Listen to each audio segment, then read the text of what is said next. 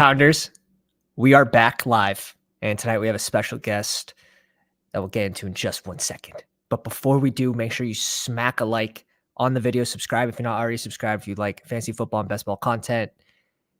Join the Discord. Free draft guide, completely free for the subscribers on the Discord.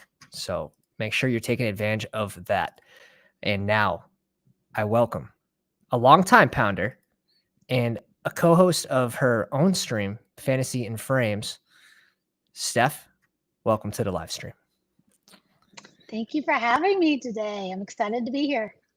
A fellow DGen of the best ball streets, Dynasty, redraft. You sort of do everything, right? A little bit, yeah. I mean, I got you to join one of my Dynasty leagues that I'm doing. So. Tricked. I got tricked. She's like, here's a fish. We'll just bring him along. That's exactly what happened. But it's actually fun getting into my first Dynasty draft. I'm glad that it was best ball since I was already sort of in that content anyways. I think that was it was huge. Otherwise, I've been pretty clueless, to be honest. Nah, you knew a lot of the rookies and stuff. You were pretty well versed already. So yeah, I don't think you're as clueless as you're letting on there. Drafting 2 days after the Super Bowl does kind of add some sort of degenness to your resume, I guess.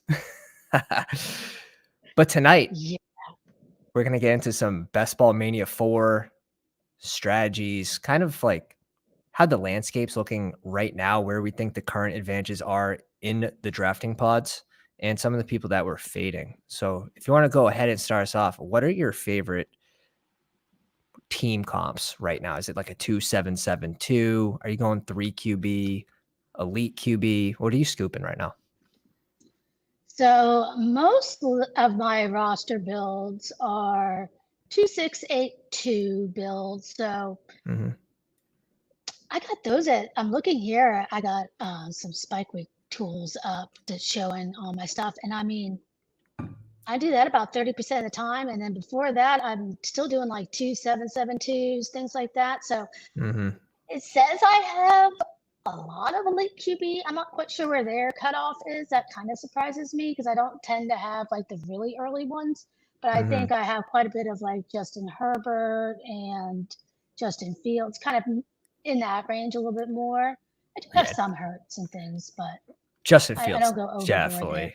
He's got to count, right? I mean, he had 2 40-point games last year on Underdog. I think that's actually more than the top 3 QBs off the board. So I think that's pretty interesting there. And I actually have quite a bit of elite. Sorry. Very good. Elite tight end. Now, how far up? Like, do you stop that at Kittle? Are you stopping it at Pitts, Waller? Where's your kind of cutoff for elite? I'll go ahead and say Waller. Okay. But, I mean, that's kind of debatable. I still definitely consider Pitts in there. I know there's been a lot of hate lately, but I still love Pitts. I think the hate might sort of be warranted because we have a lot of drafters coming into the draft room and we're just basically, they're taking Pitts at ADP where I do think there's a little room for him to fall, but we're not really getting the publicity that he's not practicing. I think a lot of people just assume he's going to be ready for week 1. And if that's not the case, I worry that he could actually be a faller in BBM where in training camp, if he's not practicing, there's room to fall. In training camp, if he is practicing, I don't think he necessarily rises because he's not getting that negative publicity. That's just kind of my take on him. I don't think he'd fall too far, but yeah, he's definitely an elite tight end. Freshman year putting up over 1,000 yards. So it's insane. And that threshold for tight end is so much lower than receiver. Yeah, I mean, the thing is, if you're going to get a spike week, like in the playoffs that you want from your tight end, it's most likely going to be one of the elites. Now, are they all going to go off? No. But I mean, the odds of it being the late round guy are a lot slimmer. And if it is, I mean, I tend to stack them with my quarterback. So that's usually where my exposure kind of goes for a lot of the later guys or guys that aren't the elites. And it's a good time to start scooping up players like Hawkinson, like Kittle, who when Best Ball Mania 4 opened, these players were 10, 12 picks earlier in drafts. So you're getting a better price on them that early drafters could not. And they have that elite ceiling, like you said, that later tight ends, they don't possess. Sure, they can go off once randomly, but even then, their single game ceiling is much lower than a Kittle. Like Hunter Henry, who I think you are kind of on a little bit for a last round pick.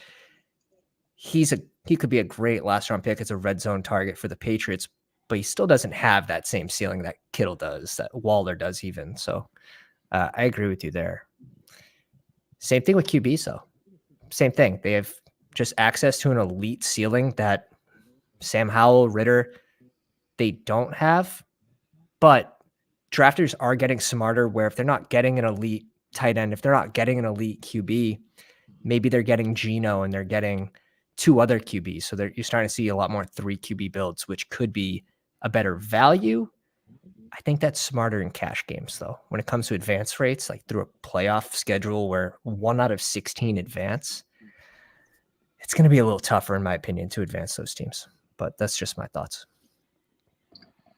Yeah, that makes sense. I mean, I do like getting that extra stack, but I think you can also do that without a quarterback. You can do some mini correlations and other things. I mean, I probably push it to roster build more than other people too.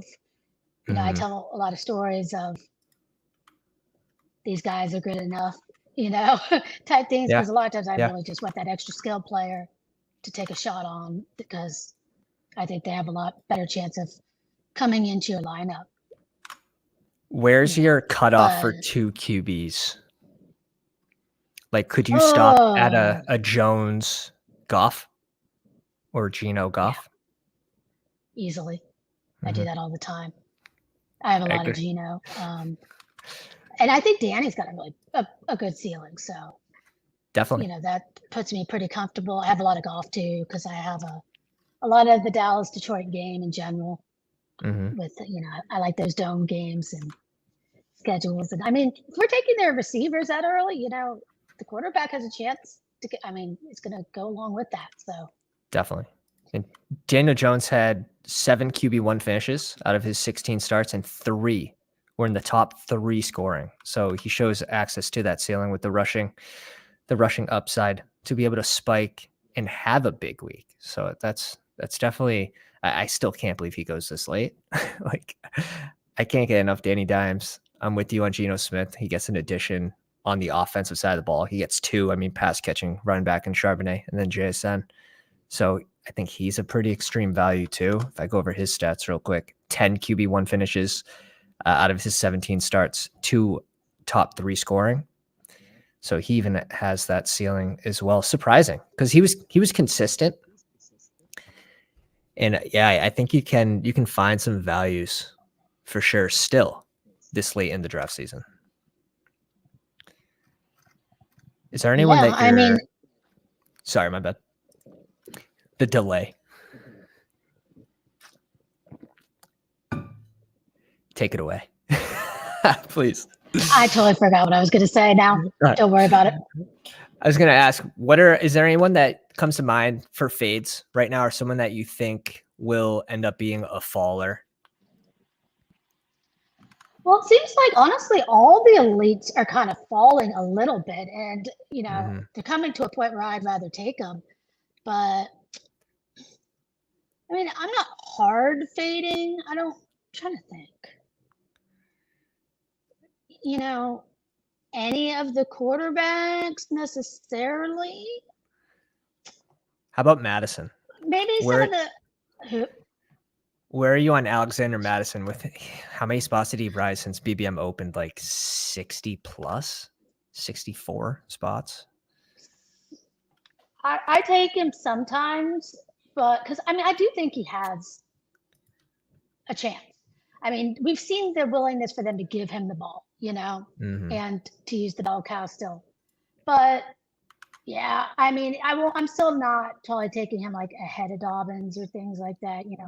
I'll wait for him to fall a little bit. But if I do see a fall, I need a little more exposure because I kind of was checking, and that was when I was a little nervous on. So I at least want to be even with the field, I think. Okay. And how about Dalvin Cook and potential landing spots? Mostly, most traction's coming from like New England, the Jets, Miami. He has an offer from Miami that has not been accepted yet. He wants to hear other offers, which is interesting. If he goes to the Pats, I mean, goodbye to Pierre Strong shares. If he goes to the Jets, goodbye to the Izzy shares. If he goes to Miami, like probably goodbye all three of those guys. But there's I don't know. definitely I have like no cooks. I probably have hard faded him. I think I literally probably have like one share somewhere. I just don't think he's very good anymore. And a lot of the advanced metrics, he is just that's where he's not. And I think that some of those younger guys still might come on as he's going to fall off, and without that volume that he was getting, and I don't think he's going to demand that anywhere else, or be able to hold on. Yeah, I I'm think not like that concerned in a way. Jets, not a good spot for him. Pats, I don't think a good spot for him. Miami, arguably, would be probably his sweet spot for a landing spot. I think that's the one landing spot that would make him rise, in my opinion. And I don't think he'd rise all too far. Maybe up in this Montgomery Swift range, but I do think he'd go over Pacheco, who is one of my potential fallers this season if he doesn't get on the field. We have a rave going on right now. Got to figure out that light. But Pacheco, I mean, we're not getting a lot of info yet with practicing. So if that continues, he could end up being one of those guys that you're getting for cheaper later in the offseason. Yeah, I mean, I kind of was taking him at first, and then when the news hit, I definitely backed off more because I mean, he doesn't have that draft capital. I mean, that worries me. And then now we're getting, reports of generic prints, even, Yeah, which I don't know yeah, how serious I'm taking that, but just the fact that we know, somebody else that can get on the field, it's a yep. possibility. And now I hear people are kind of talking about CEH again, And that could be crushed. I don't think it's a bad last round pick, put it that way, but I still haven't really been able to do it. Yeah, I really can't click the CH either. After they kind of declined his fifth year, it's just the teams, what are they sort of saying about him? You know what I mean? Like, I don't think they have too much trust in him. But I mean, Zeke, is this a potential landing spot for Zeke? KC. It's like I'd be happy and sad. Only happy because it'd keep him away from Dallas, but I don't know. Is that for the Pollard I mean, shares? it's for the Pollard shares, yeah, a little bit. I mean, I still think that Pollard would be fine, but I don't want to push it if I don't have to, unless I got a really good discount. But I still don't know how much he'd fall because I feel like a lot of people might kind of feel that way still. DNB says Madison is the RB1 on a very good team. And I guess the one counter argument I would say is after the new OC got in there last year, they ran the ball the fifth least. So that's definitely going to be a small negative. He also, he averaged like 3.8 yards per carry on a change of pace roll back. So a change of pace back roll, a little dyslexia there. But yeah, I'd rather right now where you're getting him 60, 70 picks more expensive. I'm sort of taking shots with my last round pick on like a Ty Chandler or Dwayne McBride, who I think could sort of take over gold line work once he gets healthy. And I think he could be a riser if he starts practicing. But same thing with like Kendre Miller, these rookies that go rounds 10 plus.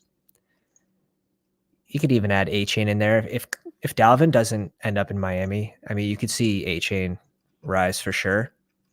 But Kendre not practicing right now, and look how high he is. If you get a little bit of positive news, I bet he pops. Tank Bigsby and who else? Tajay Spears as well. Who's your favorite out of that bunch? According to my exposures, those are all my favorites. Those are like seriously. I do a lot of 0 RB builds. Yeah, Some of right. if Same. you know anything. So I am sitting at, and let me see, what do I have? Okay, this is for in-season drafts on Underdog right now.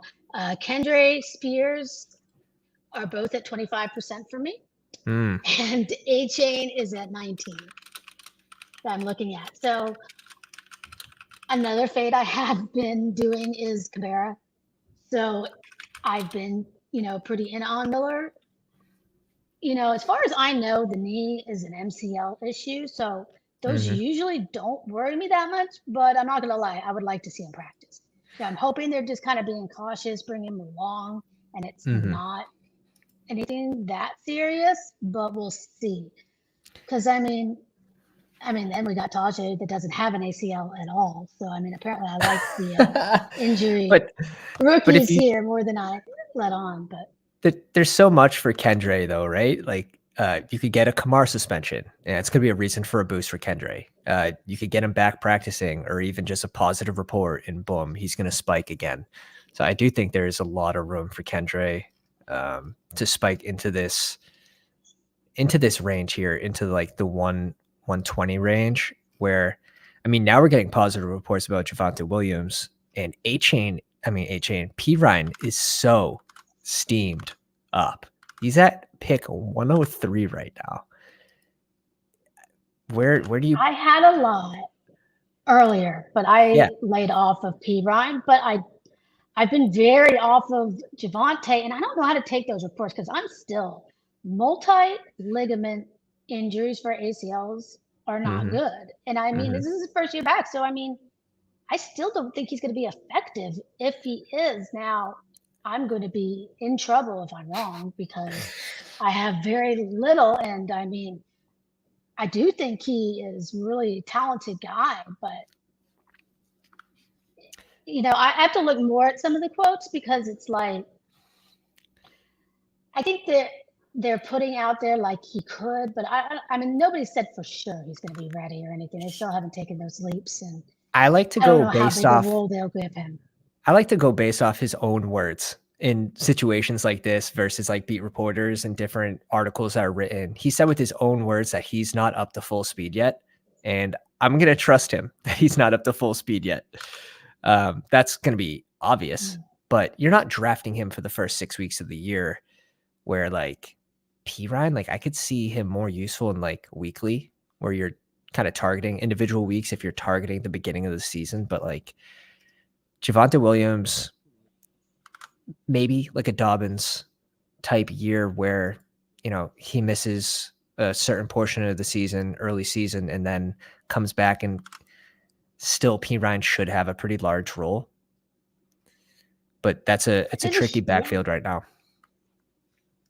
There's a huge risk for re-injury too. Just kind of like what we saw. Dobbins is a great example. He had a very similar injury, which is different than Breece Hall's injury, by the way. I am taking Breece. But yeah, just, when you have all three ligaments and you got, some meniscus stuff in there, it's just not good. And a lot of it is mental that people don't realize. Like they have to be able to trust, especially as a running back, for those agility, those side to side, that explosive. And if they're not 100% sure, even if their body was ready, every second counts. Getting off the line and doing things. In football at this level, so that can all make a huge difference too. Yeah. Does this have anything like? Do you think about starting ADPs when you're thinking about like Javonte Williams versus like P. Ryan starting ADP for Best Ball Mania? Like, would that be a reason for you to fade him with this positive news with Javonte on P. Ryan? That's kind of where I'm saying at. Since I don't have a bunch of shares, I don't want to take a bunch now if he starts to rise. Exactly. I may try to beforehand, but yeah, it would depend how much, but still, I don't want to be going against teams. Yeah, it's different in those time box tournaments, so I'll probably just wait till a puppy or something and get shares then, where we're all drafting at the same time. Shock says P. Ryan is the guy all season long. Texan member of the Dynasty draft is in the stream. What's up, my man? And guys, if you haven't already, drop a sub in a live stream. If we hit 1,000 subscribers before NFL kickoff in 60 days, we're going to be doing a 24-hour live stream. So if you want to cause me max pain, just hit the sub button. And yeah, are you going to jump in a draft with us, Steph? Or do you want to? Okay, you just. Hold on. I think I need to do something super fast, and I will. Okay, you can. Okay, really very good. A couple more of those QBs in the middle of this draft room, like Rodgers and Cousins, Dak, Tua. They all had top 3 weeks except for Rodgers. I mean, I think that's kind of an asterisk year last year. I bet he will spike into the top 3 at least once this season with the new offense. But Goff had 4 weeks as a top 3 QB out of his 6 top 12 finishes. Cousins, he had 1, and this makes a lot of sense. Like when I think Kirk Cousins, I think like high floor, low ceiling. So that makes a ton of sense. Dak had 6 QB1 finishes out of his 11 starts, not counting the games he got hurt in. 2 were top 3 scoring. He gets an addition of Brandon Cooks. He loses Schultz. Gallup's another year removed from injury, though. So that's going to be an interesting dynamic there. Potentially running the ball less, without that second elite RB. And I mean, Zeke was far from elite last year, but they still trusted him with the ball. Tua with 4 QB1 finishes out of 10 starts, not counting the games he left with the concussion, 3 top 3 scoring. So you can still get those spike weeks from these middle round QBs, and that's the range. If I don't have any QBs, I'm trying to get 2, trying to get the correlation with those QBs as well. Does anyone stick out for like the back third of the tight ends, like Kenny Pickett plus? Tight ends or quarterbacks? QBs. Like, I mean, yeah, I like Pickett because, well, a lot of it is that I'm on Geo, so I mean, getting those game stacks. I like Purdy. I have a good bit of Purdy. I think he's going to, be good this season. And I'll take some shots on Howell. And, like I said, especially on DK, I got some Mac Jones late stacks. Ritter, I'll have a couple, but I don't want to go heavy there. I mean, I just don't know about, the whole offense. And I am pretty ready in a second, if you want to tell me when. All right. Let's join now. Beat the 15-second delay. We tipped off the Discord, and it's full.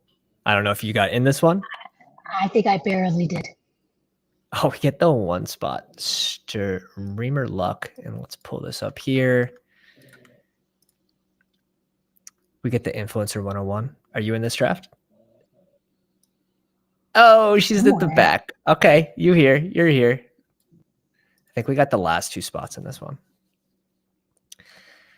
So nice. You get to see some early strategy, and then the left side of the board and the right side of the board, which, I mean, historically, the right side of the board has performed extremely well. And I think we're going to see that again this season, where you can double tap 2 of these elite wide receivers. Or, I mean, what are your thoughts on like Bijan going at pick 10, and then you have Barkley at pick 18? And I just think it's funny that Bijan kind of pulls those comps of Saquon Barkley. It's like, oh man, he's so good. He could be Saquon Barkley, but we're going to draft him before Saquon Barkley. Is Saquon, I guess he's playing. I need more Saquon. I'm very light on him. And I think it's because I like other running backs in that range too. And I just, it's hard. I always go for the wide receivers, but I do take, running backs in there. I was getting a lot of Bijan before he was this expensive. Yeah.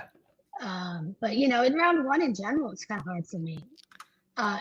Where I'm at now, I've seen him fall to the 1-2 turn. Mm-hmm. So if he falls there, I don't mind doing 1 running back and 1. Right. Otherwise, you'll end up with 0. We'll see. Yeah. I don't want 0 of any of these first or second round guys, honestly. in that Week 17 matchup against Chicago, I believe, right? That's a pretty smash spot, I think, for both teams. I think that's an underrated game. Yeah, but it could be a lot of running too. It could just be exactly. So I don't know about the receiving game. So I get that's one I like a lot of minis, or I've even thought of doing like Fields, Bijan's and interesting. Bijan, stuff. Mm-hmm. You could get a little bit weird there and do things in that way. But I do agree that it's definitely underrated, and I think a lot of people are kind of, getting off of it. We have 3 badges in this room, and I think this is just it's kind of been the way it's been going the last 2 weeks since really weeklies have opened. All the big brands have sort of switched over to weeklies, and these draft rooms have been relatively weak, in my opinion. And you've been seeing some crazy stuff happen in these draft rooms. Yeah, see, I actually haven't done I'm trying to think, except for like a stream one in a little while either. I was kind of busy, and yeah, I've seen people post some stuff lately that was just, yeah, super strong teams. And like DK looking teams, and I was like, okay, I need to get in here. And I think we got lucky that we were the last 2 in and missed all the pounders, because I don't really see. I don't think there's a single pounder in here. I bet there might be an overflow draft somewhere, or nobody wanted to draft with us tonight. If you snuck in here with Steph and I, and we didn't call out your name, reveal yourself. Reveal yourself. Let us know what pick you're at so we can check on your team.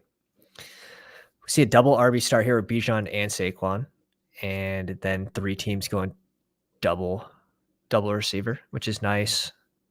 I have trouble drafting Waddle over Saquon, personally.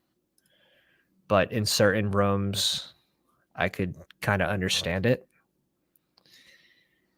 If you look at Waddle's efficiency numbers, though, and his ADOT, he is amazing. And I'm all about Waddle. I will take him over Saquon all the time. I actually almost considered him over Wilson even. They're climbing up. Waddle's been rising for me. I like Tua in general. I like that offense. It's just so concentrated. And I don't think anything's going to happen to Tyreek, but if it did, I have zero worry about Tyreek. Like, if he falls to 6, I'm scooping him. If he falls to 7, I'm scooping him. We see about like Kamara's suspension, like that's still looming. It's been a year. So Tyreek Hill, I think he's fully in the clear for the season. If maybe that is a partial reason for this last little bump of Jalen Waddle, but if that's the case, like, we should be drafting Chosen Anderson with the last round pick. I'm not going to lie. I've done it a couple times. I don't think that he has anything left, but if he does, the one thing he can do is catch a random long ball. Exactly. Possibly 1 week. And maybe that happens to be the playoff week, I would love to double tap like T. Higgs and Mahomes here for that Week 17 game, but I'm going to go a little unique here. I'm going to bring in Jalen Hurts and T. Higgs. All right. Because those two probably are not ever drafted together. Probably not often. Often. Yeah. I would like it for T. Higgs and Mahomes, but wow, we see Lamar get pulled up to the Chase team, which we actually saw a little bit at the end of the big board, right? I don't know, but he went before Josh Allen. That you don't see. No, it's bold. It's bold, but clearly just for this unique stack, right? This is the only way you're going to get Jamar Chase and a Lamar team, because Lamar's not falling back to 47, right? 12 I've gotten pretty late a few times. It seems like every time lately I try to get the Andrews, Lamar. No matter how close I am, if there's anybody in between, I'm not. Yeah. getting it. But I mean, I've reached on it a few times earlier in different drafts, to get some exposures. We see Stevie with 0 receivers through 3 rounds. I think this team's going to end up having a tough time. Let's see what Day does with his 2 RBs. Go says, you think Tua concussion free this season? I sure hope so. I mean, concussions aren't like a very common issue for QBs, especially non-rushing QBs. So we'll see. DK actually kind of saves this team. I don't have this player much, but when I see this kind of fall, and I didn't get any news that he died, so I'm gonna go ahead and get Josh Jacobs exposure right here because I'm like, why is he still available?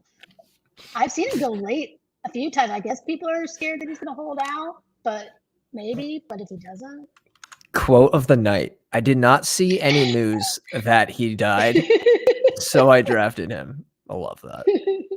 I'm not gonna be able to beat that, so I'm not even gonna try. Let's see what you do with this second pick here. Yeah, I was interested in Gibbs to get the correlation. So Dallas, Detroit. I think I'm just gonna go ahead and get some more London. I like him. Okay. Yeah, he's done really well. He's definitely been more clickable as of late. Kind of separated himself, in my opinion, from Terry, D-Hop, Mike Williams.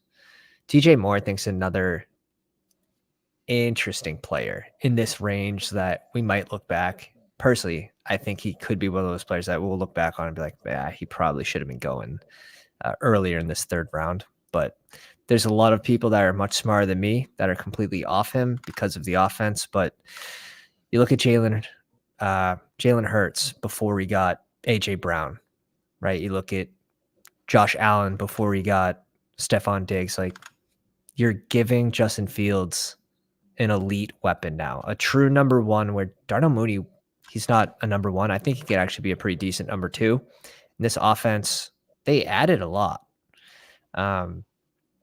I think they're going to see more red zone trips, and it's just, I want to sort of be heavy on Chicago. I mean, DJ Moore, it's not like he's had a great quarterback before, and he's done all right. So I don't see him doing worse than before, and he was going earlier.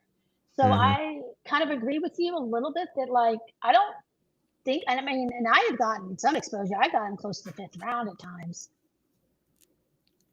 And let's see. Oh, yeah, he just went off the board there at 4-6. So, yeah, I like him there. And I mean, I like trying to get that with the field stack. Like you say, I do think that if he's going to do anything, it's going to lock on. I don't like to go heavy on a field stack, but I think Claypool's done and pretty dusty, and they've made those O-line additions that they definitely can be a more formidable offense this year.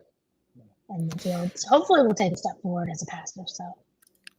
So my next 2 picks are at 72, 73-ish. So just taking a quick peek at that range. I think I want an RB before I dip into that range there. I'm going to bring in Ayuk. I have Ayuk just 1 spot ahead of Kirk. It's not like a crazy, super hot, spicy take. I would have rathered Mike Williams, but... And then RB... I'm just going to take Kenneth Walker here. I'm going to go Kenneth Walker. Yeah. I would like to grab an elite tight end, but just the range of my next picks, I want to have 1 RB. I mean, I have a ton of Charbonnet, but on teams I don't have Charbonnet, I like getting Walker. I mean, I think that they both, could definitely have I mean, he's good last year. I mean, Charbonnet maybe's got more of the pass catching role, but it might take him a little time to acclimate. I mean, yeah. And, Walker didn't do anything for them to necessarily go away from him either. I mean, no, yards after contact was good. He runs hard, and I think he's going to have the important role on the goal line. So in half-point PPR, I think this fall, I've sort of been buying it. I didn't have a lot of shares when he was going right after the NFL draft when BBM opened. He was definitely a fade for me. And now that he's sort of stopped sliding in this 52 range, I've been now buying for sure. Yeah, me too. That's exactly the same story. And it takes a little bit of predicting the market, right? Kind of drafting off news, all small advantages. This team still has 0 receivers in the 6th spot. It's a bold strategy. Yeah, that's not something I'm doing. All right, so I'm going to go ahead and just keep getting my running backs on guys that are falling a little bit here. Mm-hmm. And I don't. Oh, of course I'm really doing good on my bye weeks though. I've got double bye weeks for my running backs and my first 2 wide receivers. It's early. It's early. We'll see how that ends up, but I usually don't even look. William Sampson in the live chat says high on Walker this year. Yeah, Pete Carroll always has this guy. You want take Kittle? A lot of this guy, but I think I am going to. I was looking at Hawkinson and Kittle both right before my picks.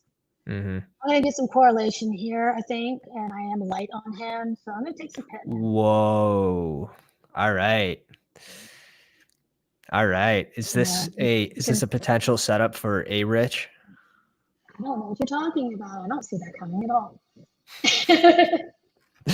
I can't click Pittman still. I think he has to at least go behind Mike Evans personally, but yeah, he's still likely going to be. He's likely going to be the number 1 target on the team. We'll see if A-Rich can catch up to speed in the NFL rather quickly. I think he'll be okay. I don't think we see him really as like that spike week guy, Pittman. Yeah, we'll have to see. But I mean, last year people were pretty bullish on him, Mm-hmm. So they haven't added a whole lot either. I do tend to take Pierce a lot more than Pittman, but I mean, again, I was looking at my exposures, and he's somebody I am light on, and I think looking in that range, we want somebody that could be the number 1 receiver and on his team, and he could be, And there's other bad offenses that we're still taking guys. I do have a lot of Mike Evans though, and Godwin. But Godwin's been going pretty early, so I haven't been getting him as much. The way I like to think of it too is, can Pittman outscore the players in this range on a 1-week basis? And I mean, he can. I just think his ceiling might just be a little lower. I'm going to bring in some Philly correlation. I just feel like this is so chalk, though. Let me think about it. We do have Sanders falling. Let's bring in Goddard here. Might be a little chalky, but Dotson versus San Fran week 17 correlation here. This would be a mini. And then my next pick's where? At 96, 97. That's perfect. Let's go another receiver. I do like to have 4 receivers before this range ends. And where I'm on the turn here in the 1 spot, if I don't go receiver here, I really put my team in a bad spot. If when it comes back to me, all these receivers that I like, if they're off the board, now you're looking at like Tyler Boyd at 105, and now you're in trouble. Yeah, I agree. I think you got, 2, maybe 3 detours before round 7, to feel good about your team from wide receiver. So yes. I kind of got to earlier running backs than sometimes I do, but since I didn't go elite wide tight end or quarterback in this one, I still feel pretty good. Mm-hmm. Scoot says in the live stream, he says, no love for Miles. It's not really that. It's if I don't go receiver here and I don't pick for 22 picks, I come back to pick 96. And if I only have 3 receivers and J-Mo's gone, right? The next pick is Tyler Boyd at 105. Now I'm in a really bad spot where I can smack RBs in this range and be super happy.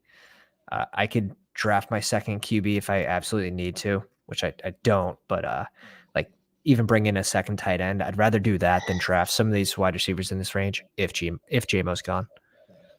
So it's more like a roster construction pick with Jahan Dotson, and it's a mini with San Fran, so it's cool. Brandon Cooks, for Stephanie. I was like, maybe I'll just have a little bit of a homer draft here. Okay. I'm high on Dallas this year. I'm high on that Week 17 game against Detroit too. So you don't have to. I'm a little worried, but I mean about Dallas, not Detroit. But we'll see. I already kind of made the bet, so I'm like, we're gonna go for this game at least. And this is somebody I don't have a ton of, so I might as well get some correlation here. And I'm actually gonna go one more receiver and hope don't push quarterback too far. We'll see. But I feel like I have a few options. I can always pivot. And this is why my last pick was the receiver and not Miles Sanders, who fell 12 picks. That was the trap pick right there. Miles Sanders was just looking all shiny, all polished, 12 picks after ADP. Like, Pat, draft me. But no, Steph was double tapping receiver that whole time. When I already had two running backs, I'm probably not going to get three this early. I mean, that's usually a pretty good bet. Unless I decided to try a hyperfragile, but this would be. I have been grabbing Sanders, though. I'm not going to lie. I think there's something to, this coach speak, with wanting him to be a 3-down back and give him some receiver work. So I do want some exposure there. So I think that he's still at a price where he could pay off. It should be noted, this team has a 1-4-1-2 build, which kind of came into our cards with drafting Goddard at tight end. If this guy just keeps drafting elite tight ends, it's going to make our tight end room stronger than the field, or at least this pod. There are some great picks for me. I'm basically looking at this, to be honest. I wouldn't mind getting JMO here where I have 4 steady receivers. It makes a lot of sense with this construction. No, that's a bad pick. Great pick. I don't have a ton of James Cook. I don't actually love the way that Buffalo uses their running backs, but this is going to be a spot where we make a little exposure smooth out pick here. And then I am going to bring in JMO. I'm bringing in JMO, baby. Stealing my correlation. She goes, that's a bad pick. Oh man. Yeah, if he's going to be my 4th receiver, I think it's a little tougher of a click. Missing the first 6 weeks, I do like to have some steady production before him just to raise our chances of moving this lineup forward, especially in BBM where only 2 out of 12 teams are moving forward. Now, maybe in some of these other tournaments, I'd be willing to mix him in more in different circumstances where maybe 3 advance or even some of those higher stake tournaments where 4 advance. I'd be willing to mix him in more. Yeah, I agree with that. I mean, I would have totally taken him on my team because I already have a bunch of wide receivers. So those are the type of teams I usually do that and feel pretty good. It just gives your team the highest chance to advance with the JMO type on your team. But also Jameson Williams versus like Tyler Boyd, right? Or Jameson Williams versus Michael Thomas. Is there a chance that while not starting the first 6 weeks, can he still outscore Tyler Boyd on the season? I mean we saw potential. Tyler Boyd, 2 touchdowns before the game ended last. I mean, he has those spike weeks every once in a while, but I'm not taking Boyd usually without it being a stack. He's not a one-off guy that I like. I agree with that. This team has 5 RBs. Day has a 0-5-4-0 build. So again, this is pretty much 2 dead teams in this pod. BBMs are super light right now. You get Dak at 107, which is nice. And I find when you do get Lamb, when you do get Cooks, you can push him a little bit past ADP. And you get him basically right at, which is just well planned. I mean, Dak falls a lot too. I am sad that I pushed the Richardson, but I didn't want to reach 20 picks, Yeah, before definitely. it's one of those. So I may get, who do I want? I have a lot of both of these guys that I was looking at. Actually, I should probably be smart. Oh no, they're the same. The suspense is killing us. Okay. The suspense Yeah. is killing Well, I us. timed out. I was gonna do Goes something Penny. else, and I timed out on Penny before I actually could get my other pick I was gonna do. I was trying to pivot. That's okay. You want to know what? Penny was one of the guys I was looking at. So. In half-point PPR, if he could stay healthy with this elite O-line, rushing O-line, like he could smash, right? There's always that injury risk, but you can't draft scared. No, the other guy I was looking at also was Damian Harris, and I have a lot of both of them. Mm-hmm. Even though I know you just said that you didn't like how Buffalo uses their running backs. Oh, I hate it. I hate it. They're 28th last year for running back production. But if Josh Allen truly is going to run the ball less this year, yeah, you might get some more from James Cook. Did you see the interview where James Cook came out and said, like, oh, yeah, like, I'm the head guy. I'm RB1. Yeah, I did. And I have a lot of Cook. See, I have a lot of both of them. But I think that he can also just, we still have a lot of, I'm glad that my dog is barking at Bella. Here's a treat. Here's a treat. Something happened outside of in the hallway, and now she is killer Chihuahua. Oh, the Chihuahua will get you. The $4 Chihuahua Superflex. All right. Yeah, she thinks she's tough. She really does. All right, so I'm sitting with 2 RBs here.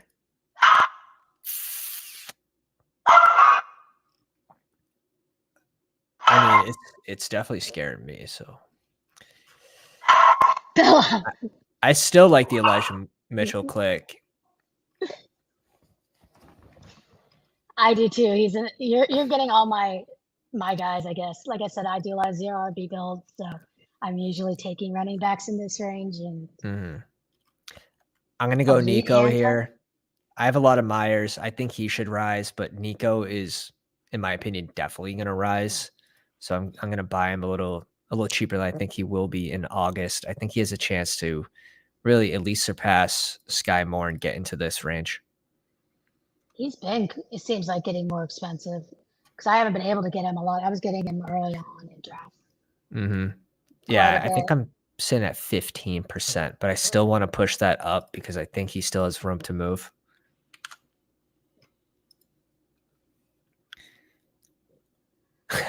Jason Van Buren, welcome to the live stream. Brings up the Javonte news that he'll be ready for week 1. But even if he is, right? Even if he is, what's his role going to be? He's going to be on a snap count, right? He's not going to be the same exact guy as when before the injury. It's going to take him time. It's a tough one. I would rather draft right now, personally. If I would rather draft Javonte at his ADP over Pirine, because Pirine, where we're shooting for end of season upside, and we can assume that maybe Javonte Williams does stay healthy. If you're going with that narrative, like Pirine at his ADP is brutal. But if you're thinking Javonte either has a chance to, maybe the reports aren't as accurate as they are, and they always seem to be taking the side of like positivity when it comes to these knee injuries. And it's not always true. It's not always what's happening. Like last year with Dobbins and Gus Edwards, like, oh yeah, they're ahead of schedule. And then it was like, oh, Dobbins is actually ahead of Gus Edwards.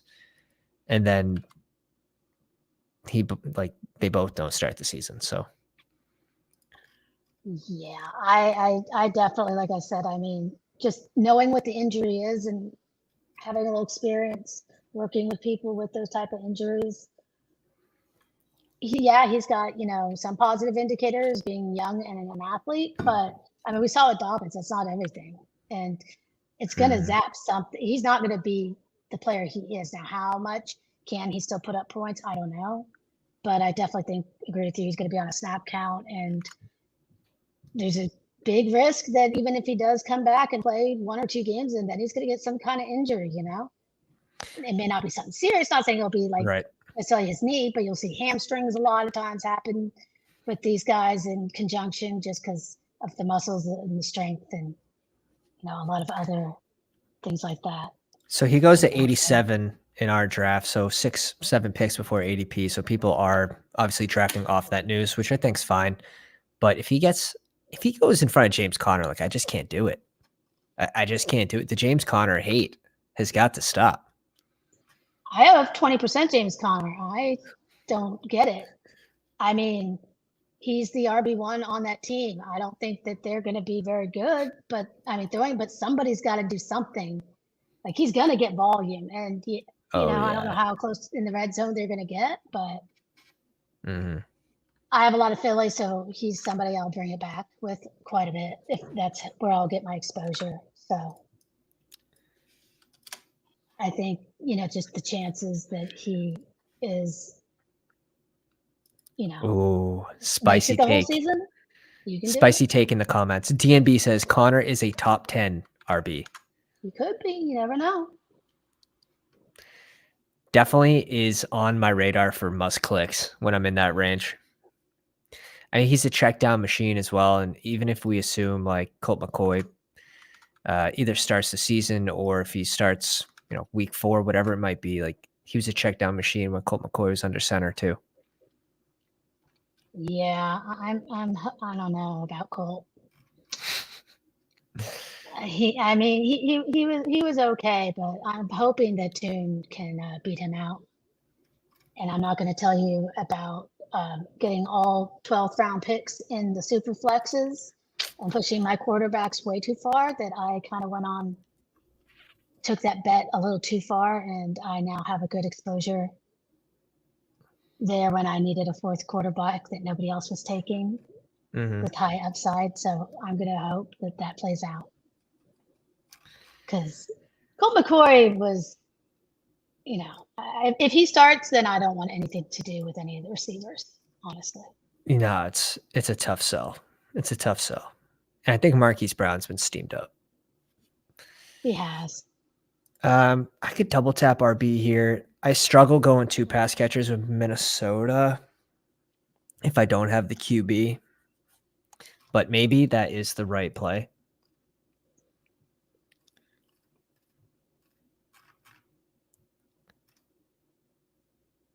Let's go Rashawn here. And here's my way of thinking. And this is mostly true with teams that you don't have a QB with elite rushing upside, or if you have a QB like, even if this was Dak, right? I wouldn't go 2 Minnesota pass catchers. And reason being, if you have both of them, week 17, what has to happen for both of them to get into the winning lineup, right? Well, Kirk's going to throw them a shit ton of passes. And if you don't have Kirk, you're basically relying on Dak to get more points than Kirk. And it's just a parlay that is much harder to hit rather than kind of correlating it. But with Jalen Hurts, Osborne, and Jefferson here could have a big spike week, and Jalen Hurts could still outscore Kirk Cousins. I think that's an interesting way to think about it with those Russian QBs, and it's kind of a unique way to think about it as well. Kind of leverage the field a little bit that way.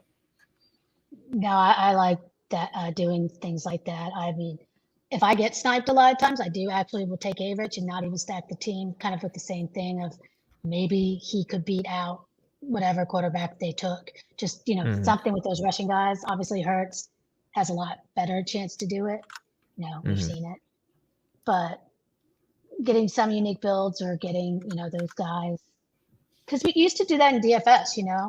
you would take the cheap running quarterback and stack up the expensive team. I mean, it can kind of work here too. It's a similar idea if you used to play it that way. I'm trying to think of what I want to do here coming up. 2-3-6-1 build. You have Dak and Rodgers. You have Garrett Wilson. I think I'm going to go ahead and get the only correlation I can for my bring back. I'm going to grab Laporta. Since you took, he wasn't making it to ammo from me.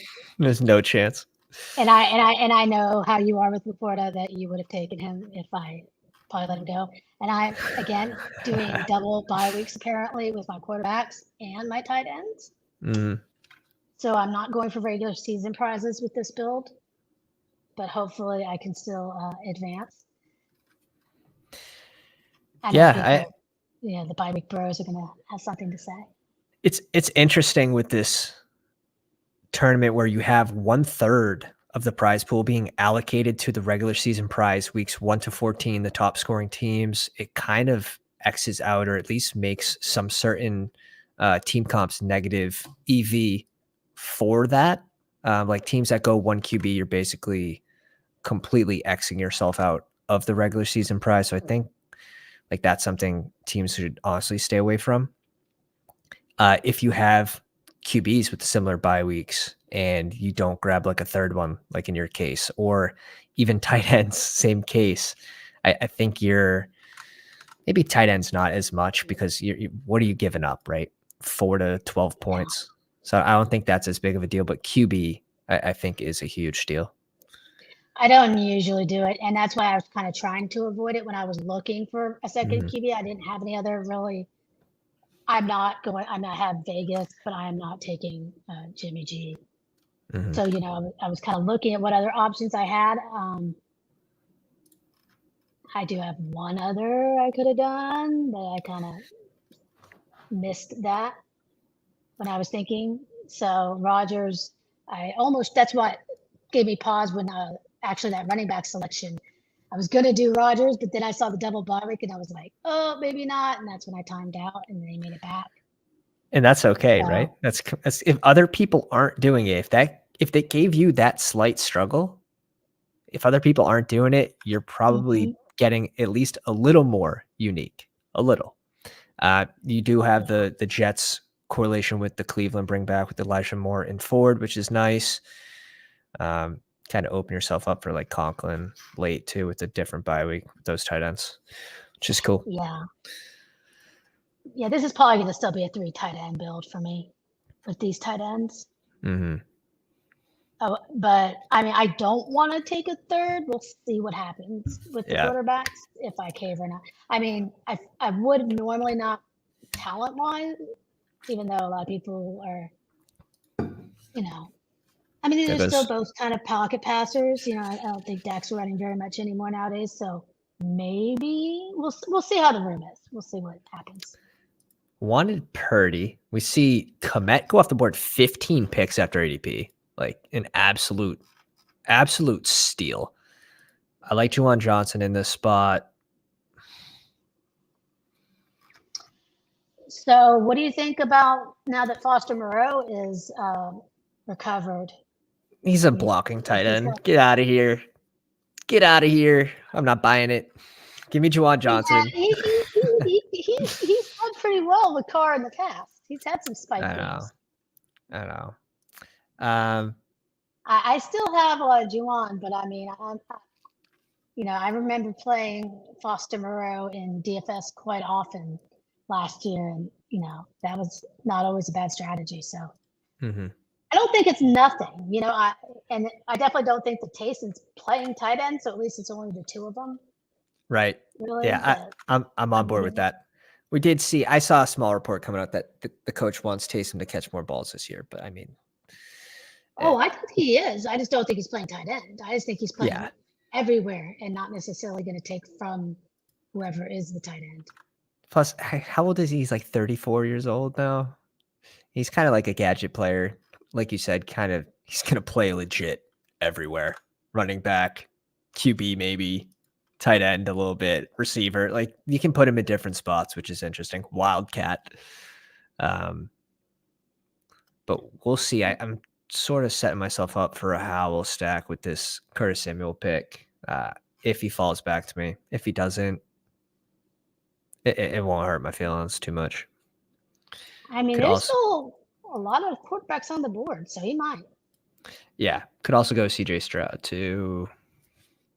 We see Devontae Parker's actually been a pretty mega riser who went from not being drafted to, I mean, at least he's on the board now after getting that sizable contract, which is just puzzling. After you let Myers go, you bring in Parker, you don't bring in Parker, but you give him a contract extension, like 3 years.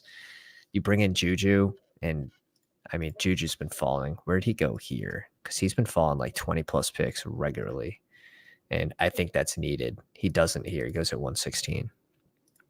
So there's a stat I saw today, and all 3 years for like Parker or like last, he has been like the worst separator in the entire NFL. Like, but he combats for it. a certain number of stats. Like he combats he's done okay, yeah. But I mean, I was just like, wow. He's also one of the top. He's one of the top for contested catch, though. So like that's where. Yeah, the QB has to be comfortable throwing it into a tight window, but he can go up and get the ball. Sort of like Pickens. He ranked second last year in separation, like in a bad way, like second to last. And Parker was last. But you see that with those guys that sort of do the go routes, mostly go routes, that don't have the next level speed. But again, Pickens, great with contested catches. So Gainwell off the board at as he gets, he's been rising. Gainwell really has. I consider he goes off the board actually 15 picks after ADP here. Except I had Penny. Then I was kind of thinking, can I do that and just make it a bet against Swift? But I decided just to go Hubbard. I agree with that. I don't hate the idea of, with the prices doing 2 running backs from the same backfield. Thank you, Paul. Paul goes, I didn't realize Taysom was 32. I said 34. Take the under. Yeah, 32 years old, but still, that's not nothing right there. I still don't know what he has on those coaches, like why they are so obsessed with it. They love him. They all do. And I heard a report, I think it was on Pat Corain's channel, and a little nugget came out saying like the coach said that they didn't use him enough last year. And when I heard that, I'm like, oh shit, like it's Taysom season. Like I'm gonna have to grab some shares, and I'm sitting around 8%, but now he's getting more expensive, and it's like Juwan Johnson's falling. I mean, Juwan Johnson had an elite spike week last year. He has it in his realm of possibilities to have those spike weeks. So, and Derek Carr likes targeting tight ends.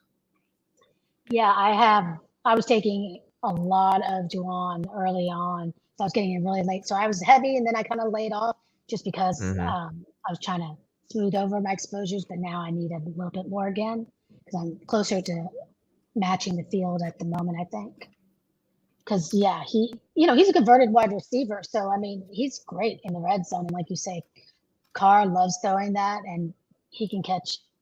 He's just a big target. I don't know. I think Carr might be better than a lot of people think. He's got a great deep ball. So I think this offense, and they got one of the easiest schedules. I don't hate taking shots on New Orleans at all. He's definitely not afraid to chuck it up, right? I'm going Trey McBride here for the Philly bring back. And I like that. You could stop at 2 tight ends here, I think. But in this case, where I think my team's pretty balanced, I think my last pick's just going to be sort of like a bonus pick. I'm going to stop here with this amount of receivers. We got the double with Washington. We got the bring back with Ayuk. My last pick's probably going to be an RB. Just like a upside pick. We'll see what we get left. But I think this draft room's been super, super soft for us, which is nice. Yeah, because I'm like, oh, I haven't really, had anything that I had to like totally sweat. So I'll tell you in a second. I don't want to give too much. I know we have a small delay, but not that I think these guys are in here, but you never know. I think we lucked out. I really do. Yeah, I do. So I think there's an I overflow room. am. Yeah, probably. I haven't been looking at the comments enough to have seen if I missed that or not. But I think I am going to take a shot here because I'm looking at a third quarterback because I do have. I'm going to stay at my 5, I think, running backs and then take one more receiver because I got my 3 tight ends. So I'm going to go ahead and just take Ritter. Okay. Tell me that. Yep. And he's I like not that. week 7. I was like, I didn't even check. I like it. Since I have, London there. And then who do you think a receiver can spike into this lineup? This is what I'm curious about. I probably am gonna Hardman. go. I was looking at Hardman or Tillman. That's what I was debating. Yeah. I have them both in. I think I'm gonna go ahead and go McColl because I think he is gonna have a role, and when he does, it's gonna be big. Yeah, I mean, even if he's a gadget guy, that's fine. He should be able to spike. It's a matter of him staying healthy, I think. Yeah, I'm not betting that I'll have him for every game. Hopefully, he'll be healthy for the right ones. Mm-hmm. What's your thoughts on Corey Davis for the Jets? Yeah, I've been taking him too. Because I think even if they cut him, he's going to have a role somewhere. Mm-hmm. If Devontae Parker's getting stuff, Corey Davis definitely.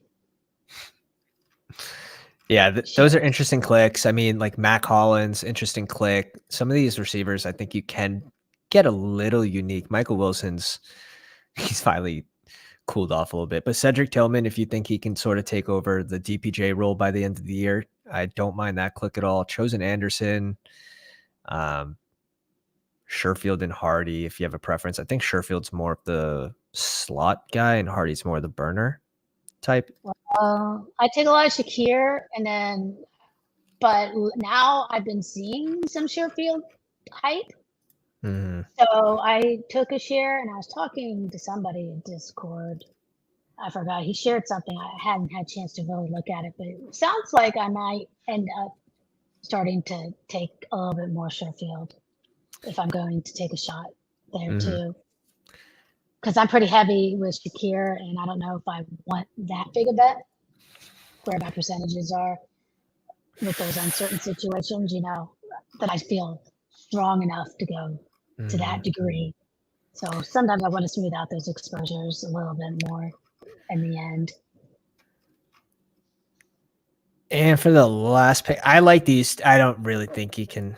I really just switch off with these two guys, Joshua Kelly and Zamir White. Kelly's kind of the clear number 2 there, and he has that contingent upside if an injury were to happen to Eckler. I like the Kelly click. I can't lie. But Zamir White also, with the unknown with Josh Jacobs, is interesting. But realistically, if Josh Jacobs holds out, they're going to bring someone in, right? I mean, you have some dusty vets that are just looking for cheap money. Fat Lenny, probably like 275 pounds right now, would sign, shed some weight. I just don't see him going from 10 carries last year, 17 carries to, hey, you're the RB1 right now. I think they'd bring someone in personally. Yeah, I agree there.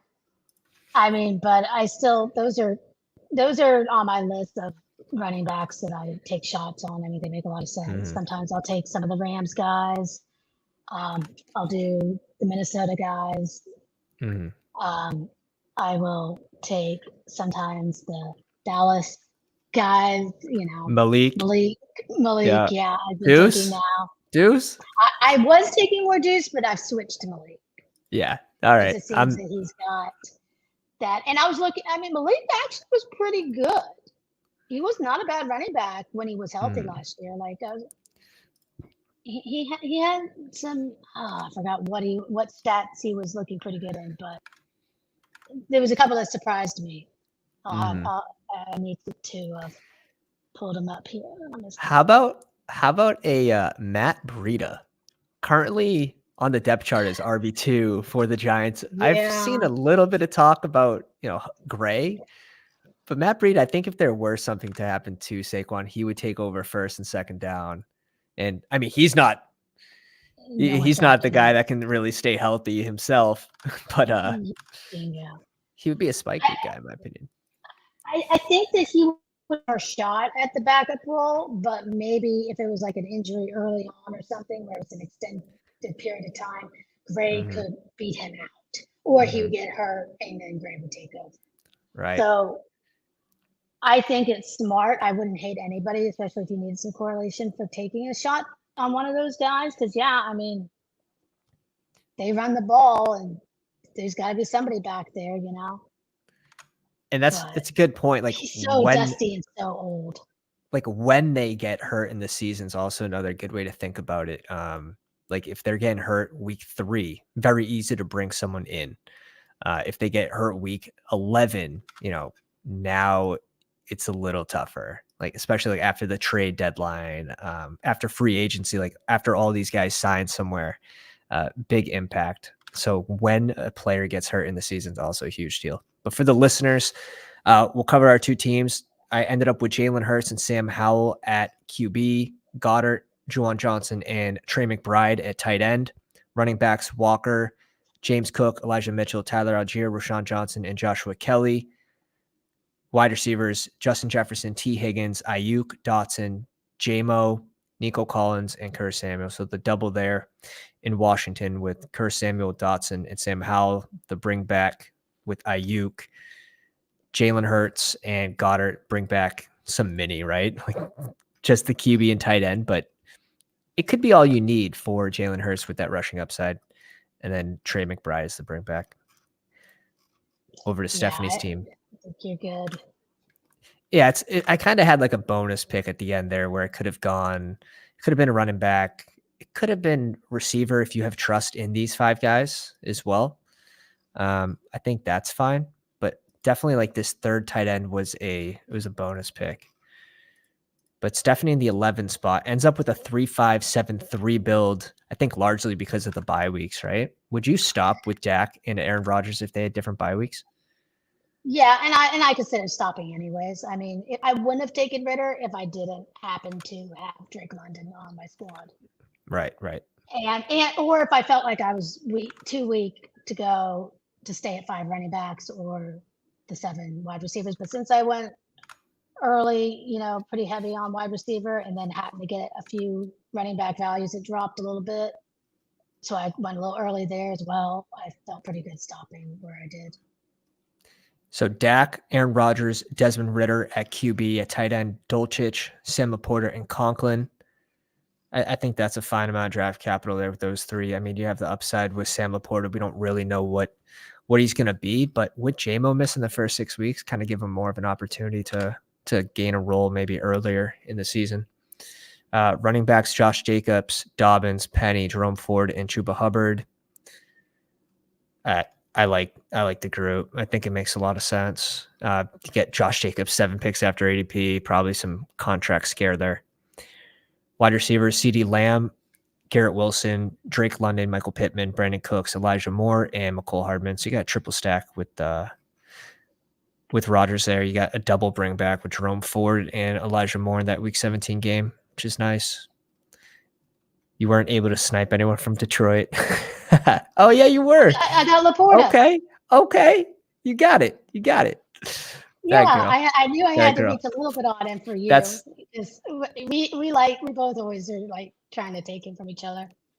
yeah. It's just that I like that game too much. Maybe I have to start. And this is probably one of those few teams that I miss the Dallas and Detroit. Well, I got a little piece. I seem to always get a piece of that game, no matter what, even if it's just a one-off. I can't get away. Might be a blessing and a curse. But guys, if you haven't already, drop a like on the live stream if you enjoyed tonight's show. I know I did. I've been trying to get Steph on for a while now. It's just a matter of like combining schedules, and I'm glad we finally did it. We'll definitely jump into another one that's not going to be the last you see of Stephanie. Thank you for having me tonight. It was a lot of fun. Hell yeah, guys. So if you haven't already, drop a subscribe to not only this channel, but make sure you go to Fantasy in Frames and support Steph over there as well. We're going to be doing a 24-hour live stream if we can hit 1,000 subscribers in the next 60 days, and we are on pace. So make sure you go down there, slap the like, hit the subscribe, and we'll catch you on the next one. Pounders.